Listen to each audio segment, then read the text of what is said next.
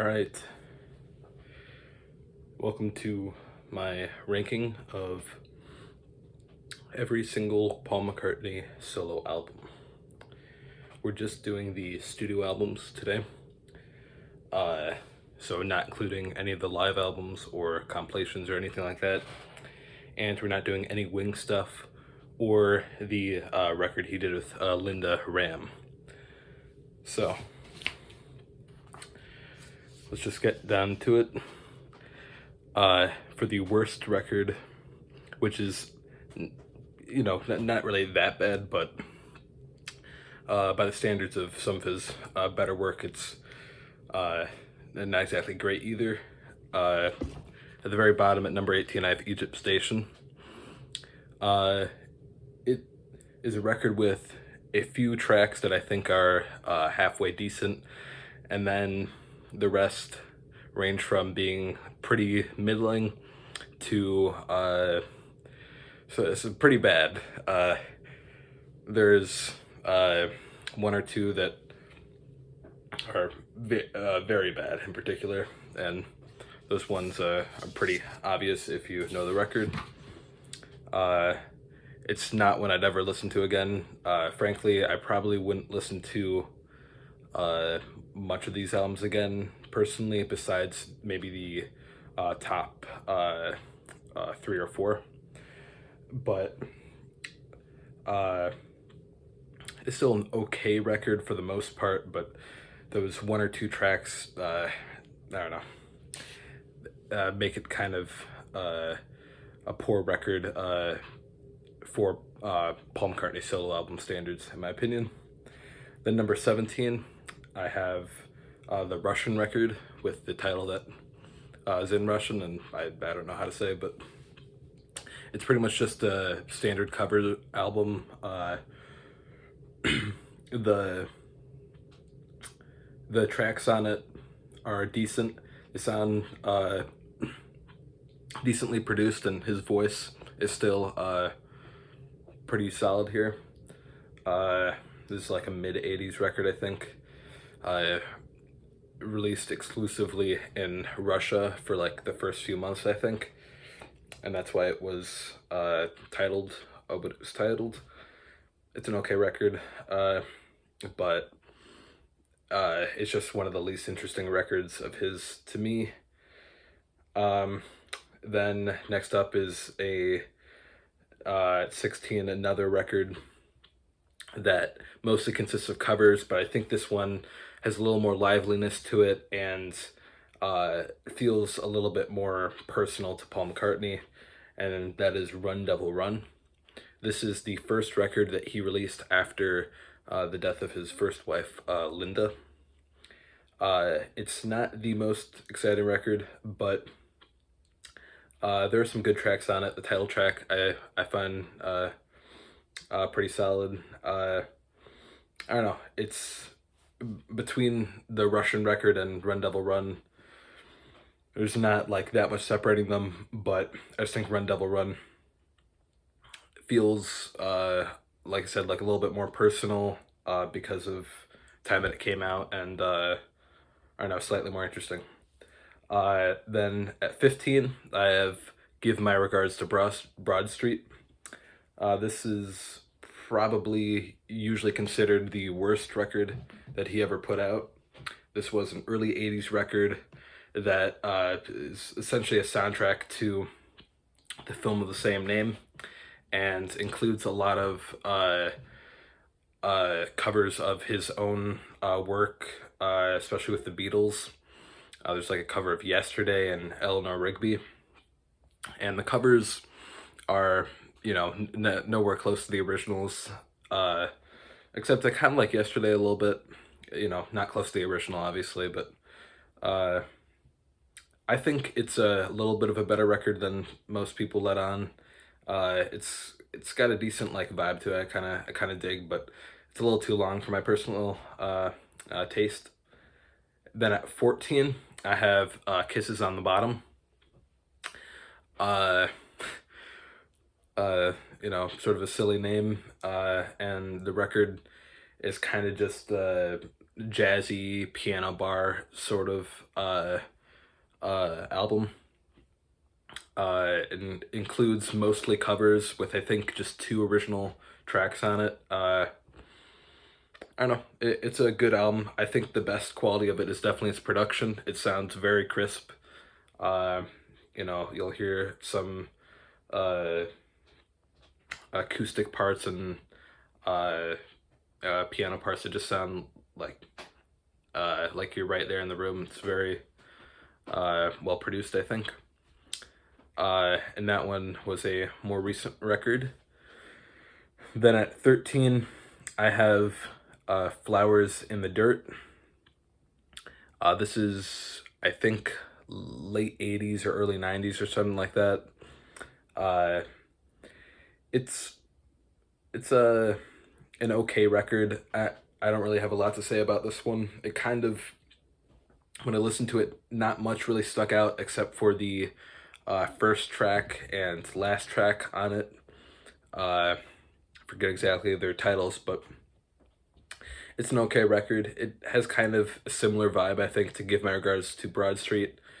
A lot of 80s isms in it. I don't really know how to describe it, but it's okay. And speaking of okay, number 12, I have McCartney 3. The most recent record came out a few years ago, and I think it's definitely a return to form from Egypt Station. Uh, it's kind of hard to make a worse record than that.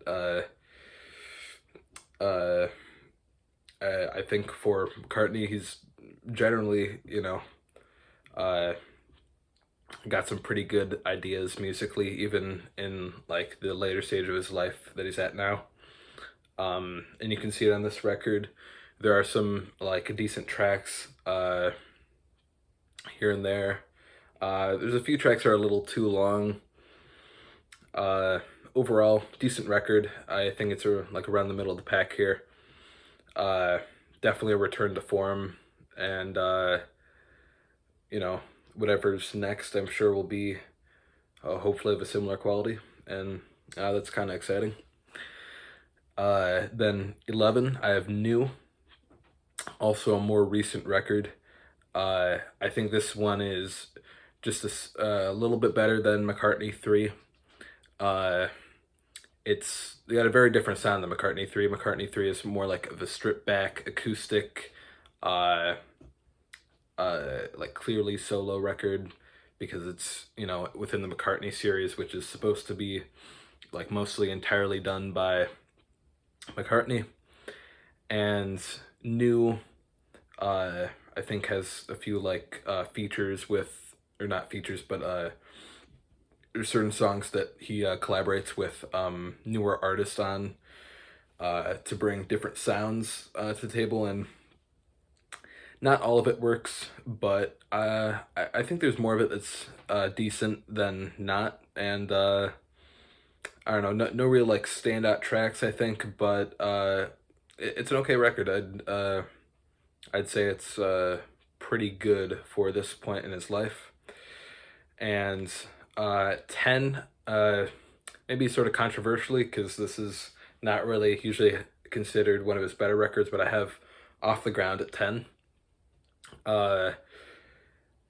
Not a ton of standout tracks, but I don't know, I just think there's some fun to this record, and it takes a little bit of some themes from Flowers in the Dirt, but I think improves upon them, because I'm pretty sure this was released after Flowers in the Dirt.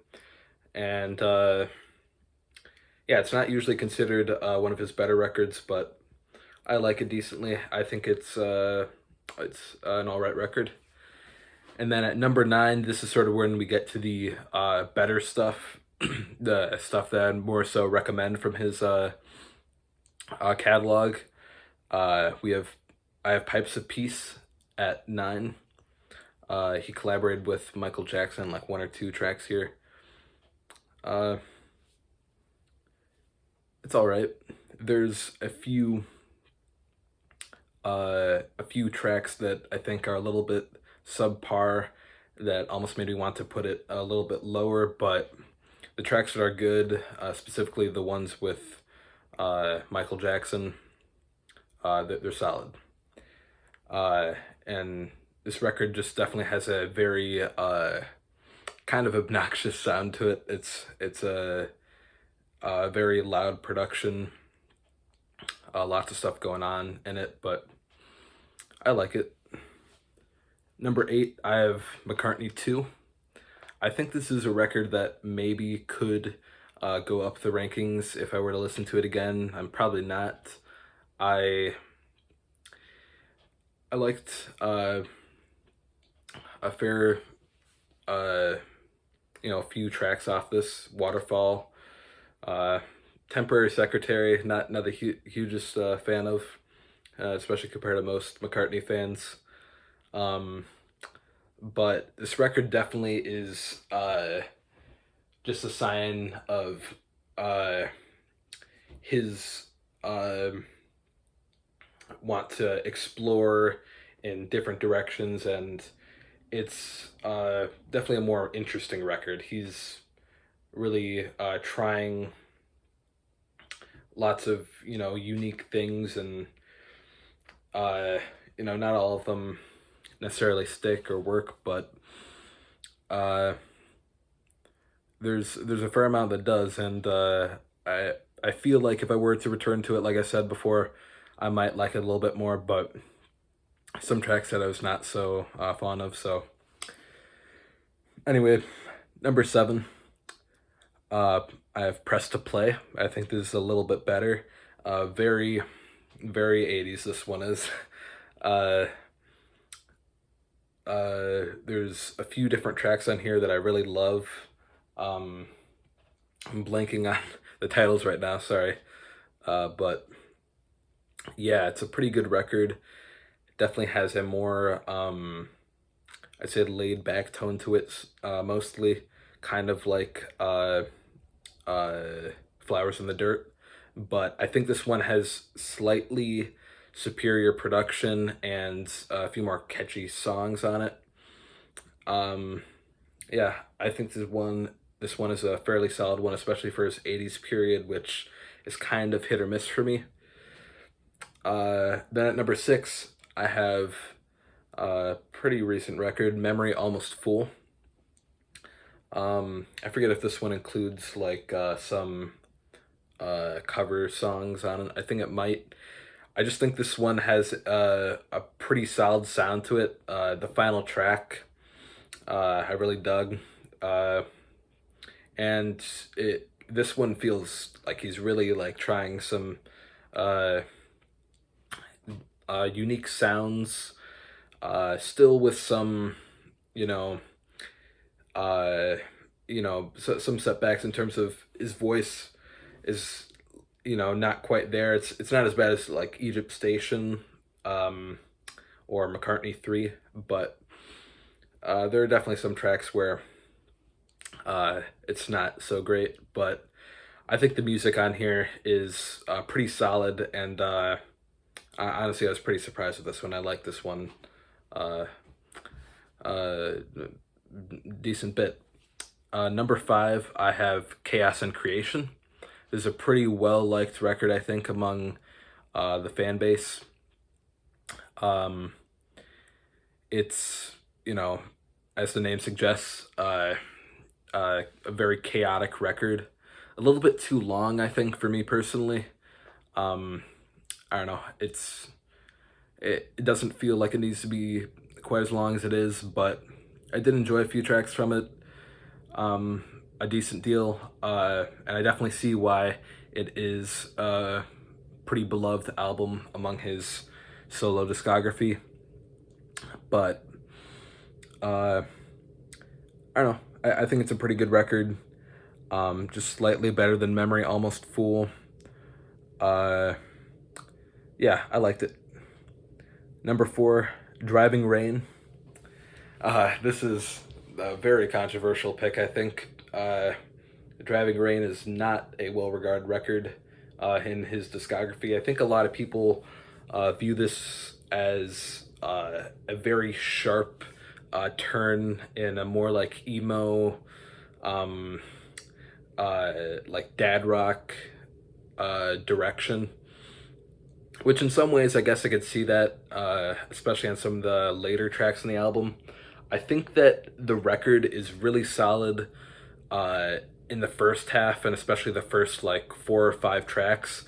But it does kind of have a decline, especially towards the end. But this was a very tumultuous time in his life. Just before the recording of this record, with the final track and everything, he was, he witnessed 9/11 in person. He was,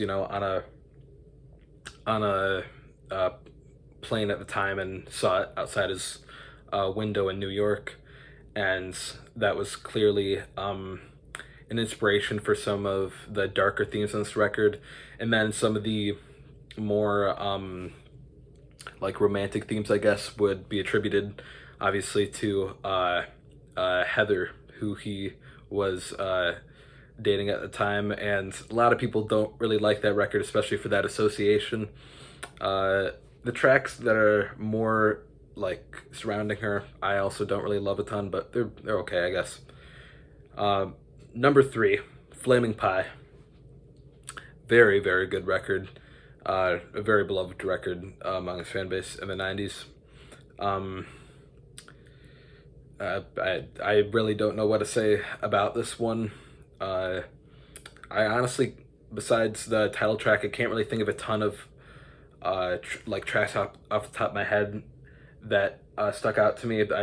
I have it somewhere, I think on my phone maybe, but I just really love the sound of this record overall. There's a lot of really catchy tunes like the title track, and it feels like a very well-paced record, and just a pretty good time, I think. Number 2, I have Tug of War.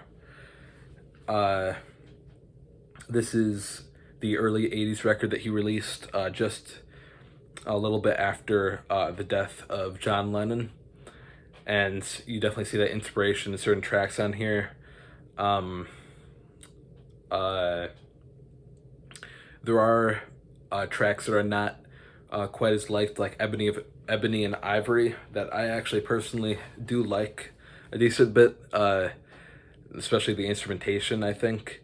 I think his voice sounds exceptional on this record.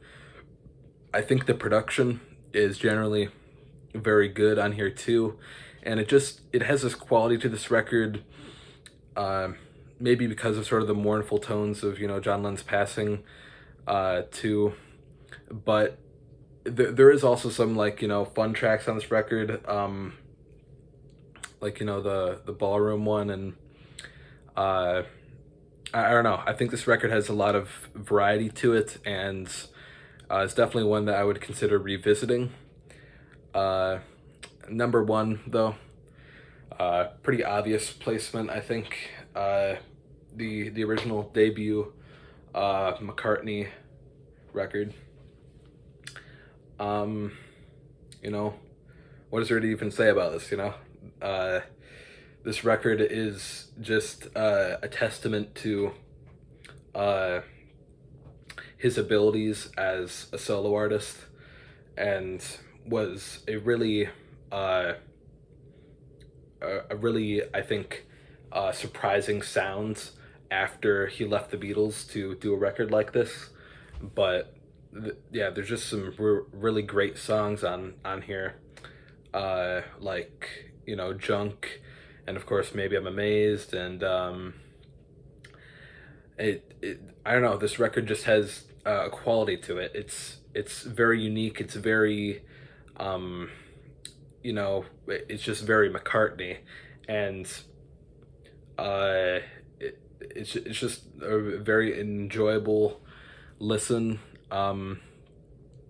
Not as many stand-up tracks as maybe Tug of War, Flaming Pie, but I think the record just like flows very seamlessly. It's not as long as some of his other records near the top here, and it would definitely be the #1 recommendation of mine to anybody who hasn't listened to any of these albums in the discography. And that's about it.